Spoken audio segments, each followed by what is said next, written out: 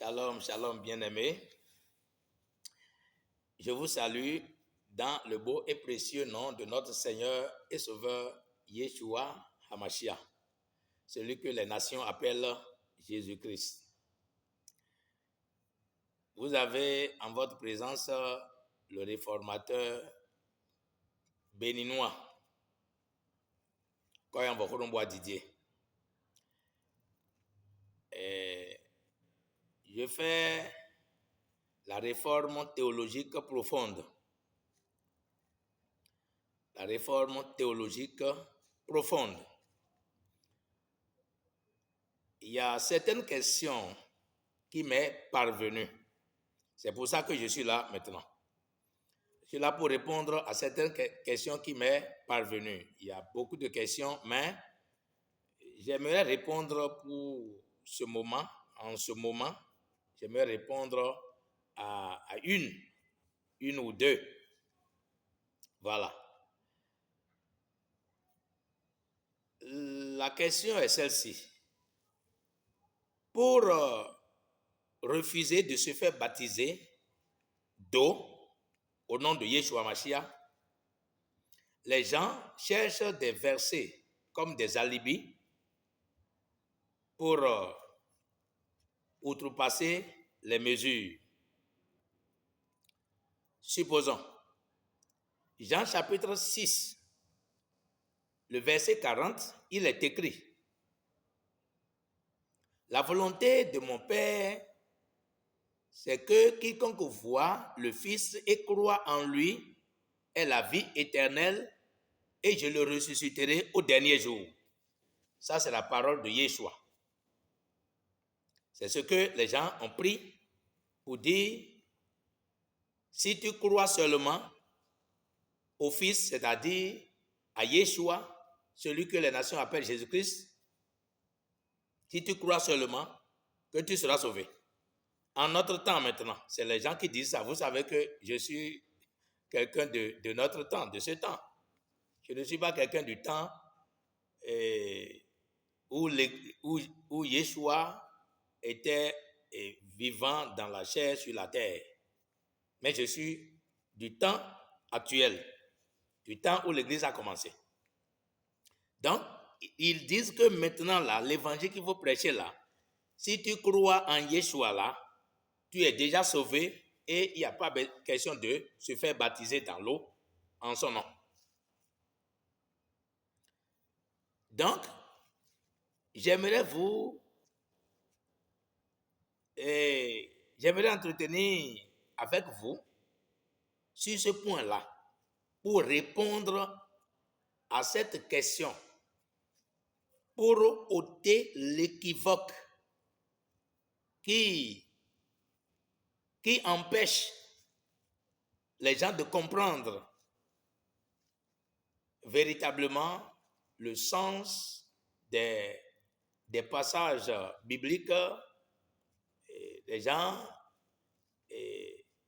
à dire, ce qui empêche les gens à comprendre chaque dispensation. Voilà. Écoutez très bien. Dans Jean 6, verset 40, Yeshua était présent, vivant et présent. Il était présent et visible. Voilà, c'est ce que je veux dire. Il était présent et visible. On pouvait le toucher. Ceux de son temps pouvaient le toucher comme ça.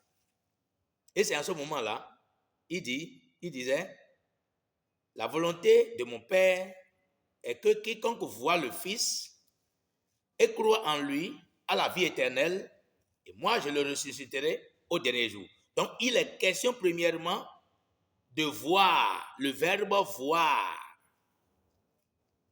D'abord, il n'est pas question premièrement de croire, ni d'avoir la foi, mais il est question premièrement de voir. Quiconque voit le Fils. Donc en ce moment, on pouvait le voir. Maintenant, voir le Fils, plus croire en le Fils, accorde la vie éternelle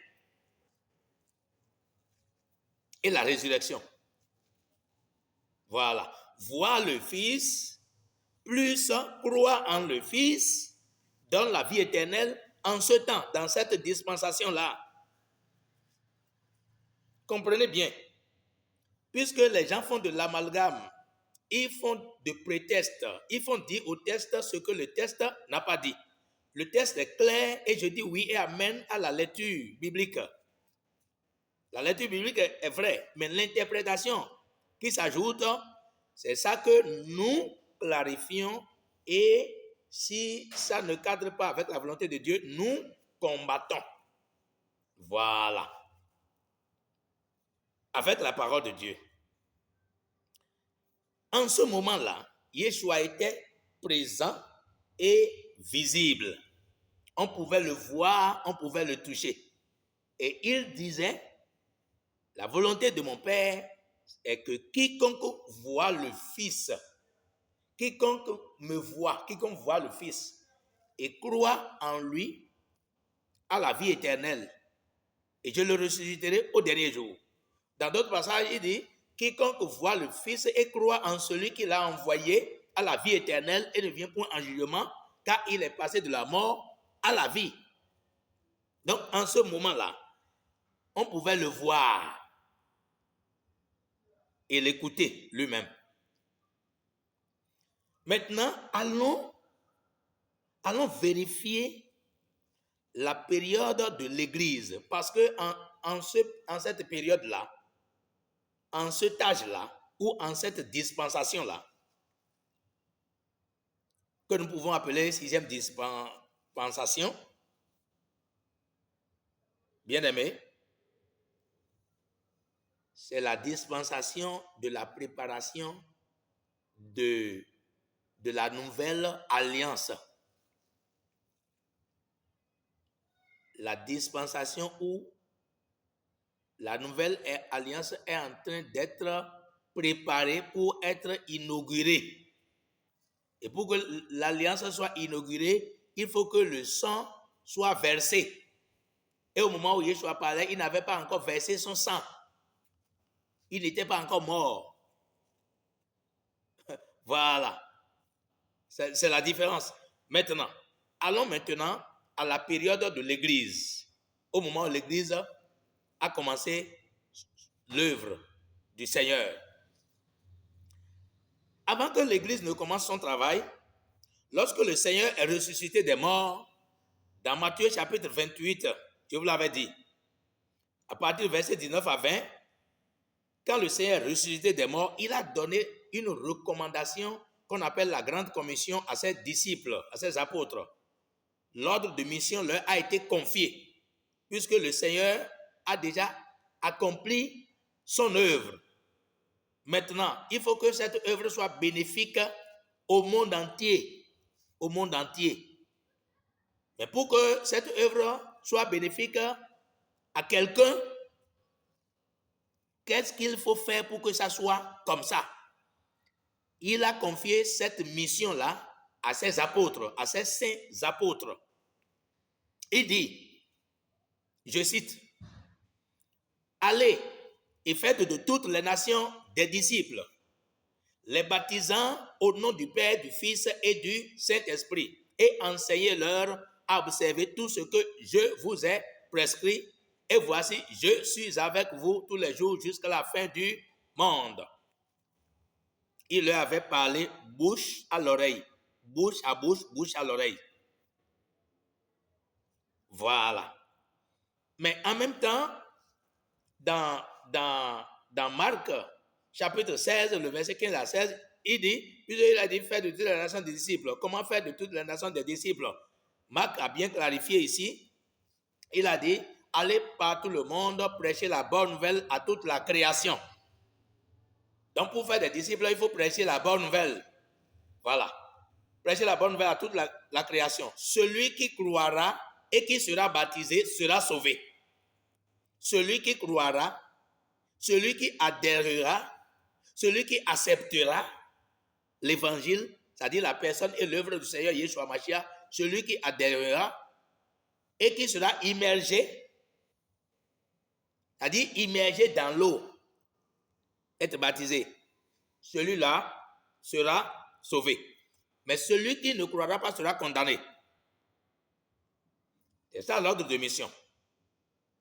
Donc, après la résurrection, il a ordonné que seule la foi en l'évangile plus le baptême d'eau en son nom donne le salut. Voilà. Maintenant, quand il a donné l'ordre de mission, les apôtres ne sont pas partis en même temps. Il leur a dit encore d'attendre la promesse de Dieu, le Saint-Esprit. Vous pouvez lire ça dans Actes chapitre 1er, à partir du verset 4 jusqu'au verset 8. Vous allez voir. Il leur a dit d'attendre la promesse du Père, que Jean a baptisé d'eau, mais vous, dans peu de jours, vous serez baptisés du Saint-Esprit. Le verset 8 il dit, mais vous recevrez une puissance. Le Saint-Esprit surviendra sur vous et vous serez mes témoins à Jérusalem, dans toute la Judée, dans la Samarie et jusqu'aux extrémités de la terre. Donc, ils devront attendre la promesse du Père qui est le Saint-Esprit. Et ils ont attendu à Jérusalem. Ils ont déjà reçu l'ordre de mission, comment ils vont travailler pour que les âmes soient sauvées. Ils ont déjà reçu l'ordre, mais ils ont attendu la puissance d'en haut, qui est le Saint-Esprit, pour pouvoir efficacement prêcher.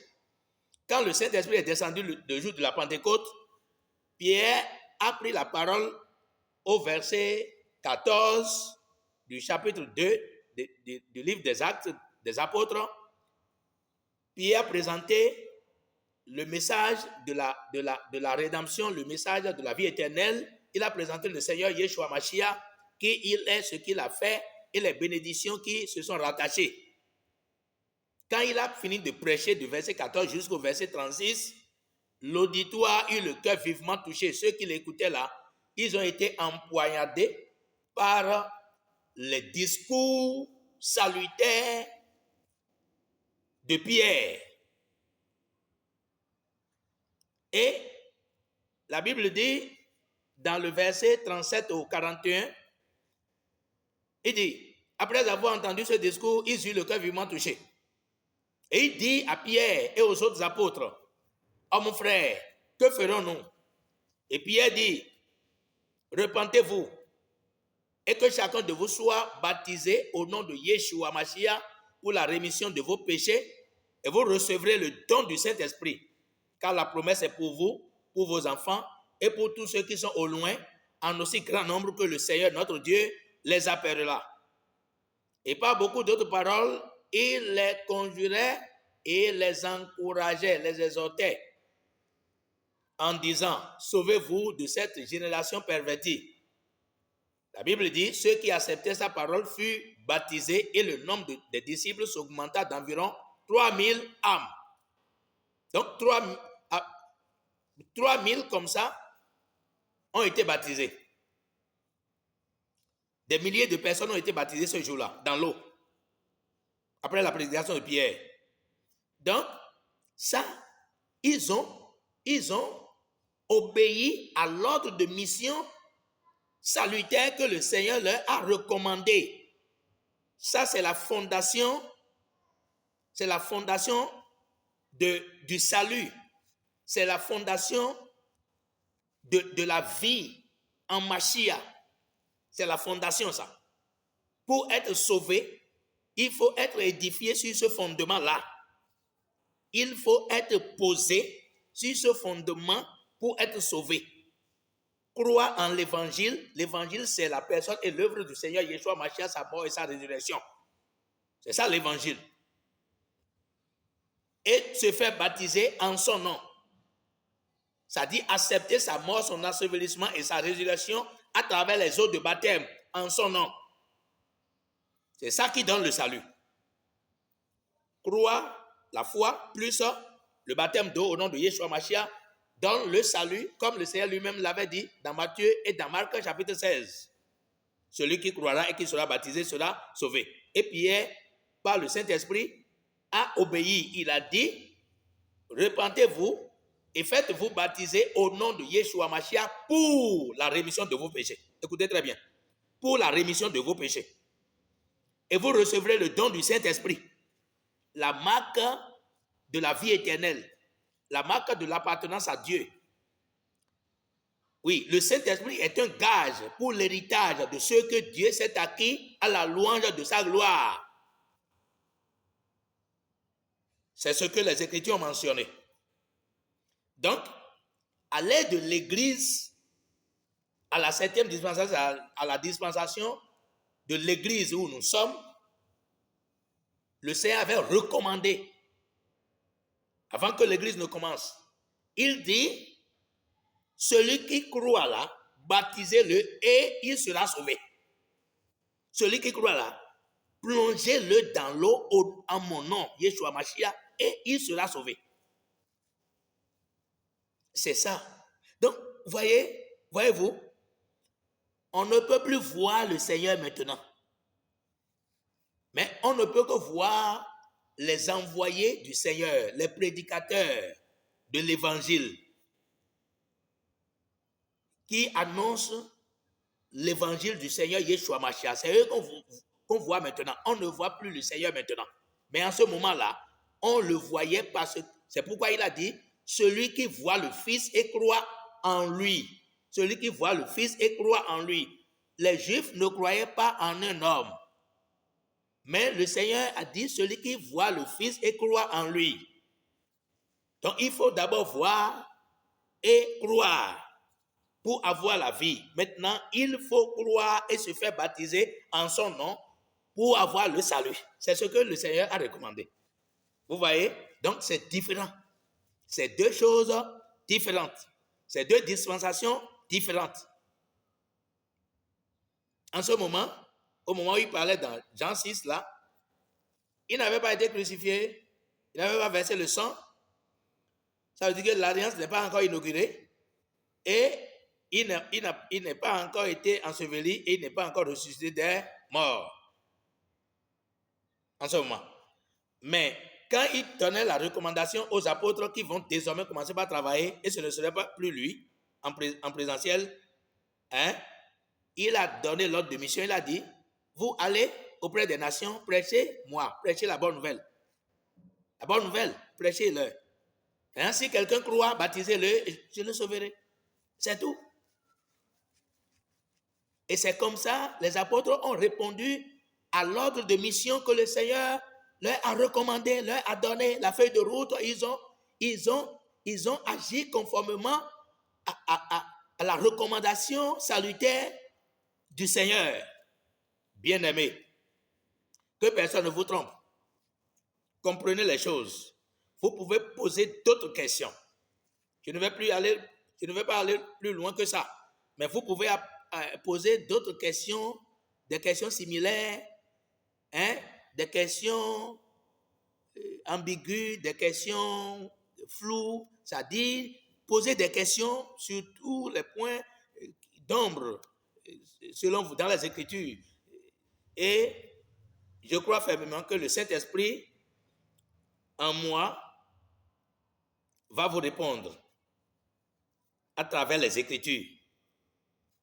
À travers les Écritures, selon ce qui est dit dans Jean chapitre 3, le verset 34.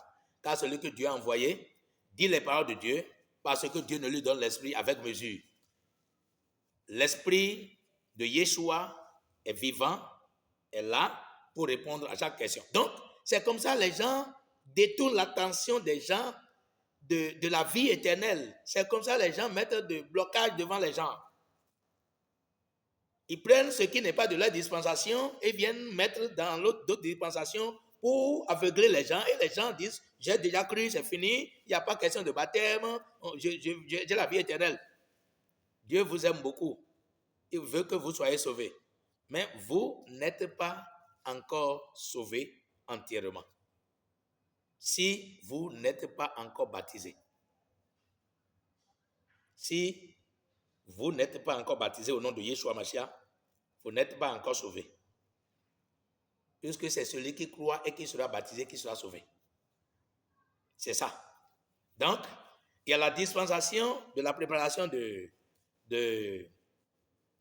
de la nouvelle alliance et il y a la dispensation de la mise en application de la nouvelle alliance qui est la dispensation de l'Église. La nouvelle alliance est déjà scellée et ça a déjà commencé. Et là, c'est l'évangile, ce que Yeshua, qui il est, ce qu'il a fait, sa mort, son saignement, son ensevelissement et sa résurrection. C'est ça maintenant, il faut prêcher et quiconque croit en ça et se fait baptiser, il sera sauvé. Je vous félicite, vous qui likez mes vidéos, vous qui vous abonnez, vous qui partagez, continuez. Vous êtes en train d'œuvrer pour le royaume, pour l'expansion de l'évangile de la grâce. Et Dieu ne vous laissera pas les mains vides, il vous bénira, il va vous bénir toujours. Moi, personnellement, je prie pour vous, pour que le Seigneur vous bénisse davantage. Posez encore des questions, vous aurez des réponses. Si vous voulez nous contacter, composez plus 229 01 66 35 96 32. Vous pouvez nous faire part de vos questions par WhatsApp et par Telegram sur le même numéro. YouTube, vous composez @réformateur 3R. TikTok, @réformateur 66. Vous nous verrez et vous allez écouter nos messages. Et si vous avez des questions, vous aurez des questions, certainement. Et si vous avez des questions, vous les posez et puis vous aurez les réponses. Que Dieu vous bénisse. Shalom à vous. Je vous aime, mais Dieu vous aime plus que tout. À bientôt.